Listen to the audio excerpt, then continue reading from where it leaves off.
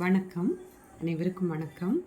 கற்றதும் கேட்டதும் என்ற தலைப்பில் இன்று இரண்டாவது முறையாக ஒரு நிகழ்வை உங்களுடன் பகிர்ந்து கொள்ள விரும்புகிறேன். அது ஒரு முனிவர் இருந்தார். அந்த முனிவருடைய பெயர் கொங்கணவர் என்பது. நல்ல கடுமையான தவம். அவரிடம் கடுமையான அந்த தவத்தை செய்து நல்ல ஞானம் பெற வேண்டும், அந்த தவ பலனை பெற வேண்டும் என்ற எண்ணத்துடன் மிக கடுமையாக தவம் செய்தார். 12 வருடங்கள் உணவு இல்லாமல், உறக்கம் இல்லாமல், எல்லா நிகழ்வுகளிலிருந்தும் விடுதலை பெற்று அந்த தவம் ஒன்றையே குறிக்கோளாக கொண்டு 12 வருடங்கள் மிக கடுமையான தவம் மேற்கொண்டார். அந்த 12 ஆண்டுகள் நிறைவு பெற்றதும் கண் விழித்தார். பசி, அவருக்கு நல்ல பசி. சரி, அப்படியே ஏதாவது சாப்பிட கிடைக்குமா என்று ஊருக்குள் பார்க்கலாம் என்று கண் விழித்தவர் அப்படியே பார்த்தார். மேலே ஒரு மரம், அவர் அமர்ந்திருந்த அந்த இடத்துக்கு மேலே ஒரு மரம் இருந்தது. அந்த மரத்தின் மேல் ஒரு கொக்கு அமர்ந்திருந்தது. இவர் அதை அப்படியே பார்த்தார். அந்த கொக்கு திடீரென்று அவர் மீது எச்சமிட்டு விட்டது. அவருக்கு கோபம். உண்மையில் தவ முனிவர்கள் கோபப்படக்கூடாது இல்லையா? நம்ம தவம் எதுக்காக பண்ணுறோம், யோகம் எதுக்காக பண்ணுறோம், தியானம் எதுக்காக பண்ணுறோம்? ஆனால் அவருக்கு கோபம், அப்படி ஒரு கோபம்.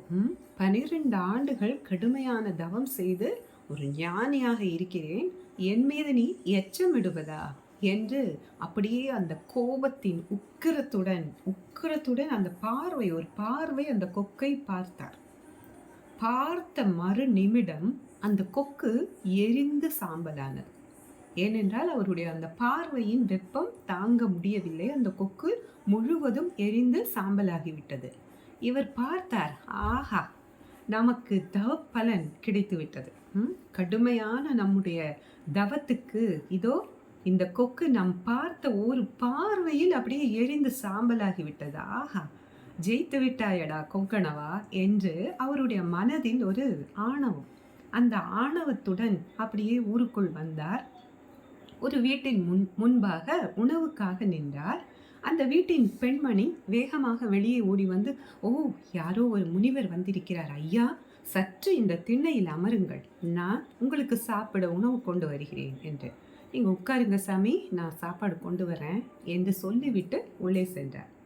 இவரும் உணவு கிடைக்கும் என்று அந்த திண்ணையில் அமர்ந்தார். அந்த திண்ணையில் அமர்ந்திருந்த போது அந்த பெண்மணியின் கணவர் வீட்டுக்கு வந்து விட்டார். சரியா? இப்போ இருக்கிற சூழல், கணவன் மனைவி இதையெல்லாம் வச்சு ஒப்பிட்டு இந்த நிகழ்வை பார்க்காதீங்க. இது அந்த காலம், இது வேற. அப்போது அந்த மனைவி உள்ளே கணவன் வந்து விட்டார் என்று அறிந்ததும் அந்த கணவனுக்கு தேவையான அந்த கடமைகளை செய்துவிட்டு அவருக்கு உணவு கொடுப்பது, அவருக்கு வேண்டுமென செய்வது என்று இந்த முனிவர் இங்கு இருப்பதையே அவர் மறந்து விட்டார். மறந்துவிட்டால் திடீரென்று அந்த கணவர் உணவு உண்டதன் பின் அந்த இலையை எடுத்து வெளியே போடுவதற்காக வெளியே வந்தவர் அந்த முனிவரை பார்த்து அதிர்ச்சியானார். ஐயோ முனிவரே, மன்னித்து விடுங்கள், உங்களை அமர வைத்ததையே நான் மறந்து விட்டேன். அதற்குள் என்னுடைய கணவர் திரும்பி வந்து விட்டார், அவருக்கு உணவு கொடுக்க, என்னுடைய இல்லற கடமைகளை செய்ய என்று நான் உள்ளே அதில் மூழ்கிவிட்டேன். எனக்கு உங்களுடைய ஞாபகமே இல்லை. ஒரே ஒரு நிமிடம், இதோ இப்பொழுது உணவு கொண்டு வருகிறேன் என்று அவர் போன போது அந்த முனிவர் அப்படியே ஒரு பார்வை பார்த்தார் அந்த பெண்மணியை. அந்த முனிவருக்கு என்ன நினைவு? 12 வருஷம் கடுமையாக தவம் பண்ணி அப்படியே அந்த தவத்தோட பலன்களில் நான் பார்த்த பார்வையில் ஒரு கொக்கு எரிஞ்சிருக்கு. அப்படி இருக்கிற என்ன நீ காக்க வச்சிட்டியா என்கிற ஒரு தொனியில் அவர் பார்த்தார். அந்த பெண்மணியும் அந்த முனிவரை பார்த்தார்.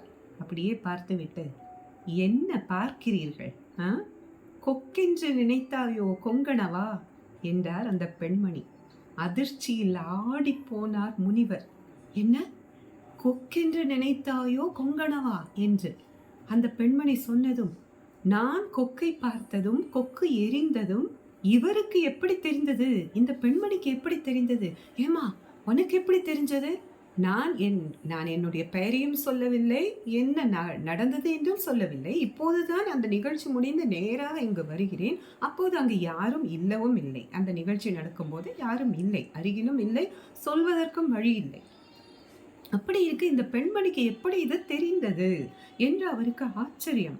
அந்த பெண்மணியை பார்த்து கேட்டார், அம்மா, இது உனக்கு எப்படி தெரிந்தது?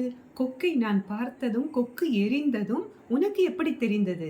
அந்த அர்த்தத்தில் தானே நீ கேட்டாய். கொக்கென்று நினைத்தாயோ கொங்கணவா என்று என் பெயரை வேறு சொல்கிறாயே, எப்படி தெரிந்தது உனக்கு என்று. அந்த பெண்மணி ரொம்ப சிம்பிளா ஒரு பதில் சொன்னாங்க. என்ன? இல்லற கடமைகளை மனசாட்சியோடு தவறாமல் சிறப்பாக செய்பவருக்கு காட்டுக்குள் ஓடி தவம் செய்ய வேண்டிய அவசியம் இல்லை, யோகம் செய்ய வேண்டிய அவசியம் இல்லை, தியானம் செய்ய வேண்டிய அவசியம் இல்லை. நீங்க அந்த தவம் பண்ணி 12 வருடங்கள் கடுமையாக செய்து என்ன பலனை பெற்றீர்களோ அந்த பலன் இயல்பாகவே எனக்குள் இருக்கிறது. எப்படி வந்தது அது? இயல்பாக இல்லற கடமைகளை சிறப்பாக செய்வோம். அவரவருக்கு என்ற ஒரு கடமை இருக்கு இல்லையா, அந்த கடமையை சிறப்பாக செய்பவருக்கு அது இயல்பாகவே வாய்க்கும் என்பதை அந்த பெண்மணி மிக அழகாக சொன்னார்.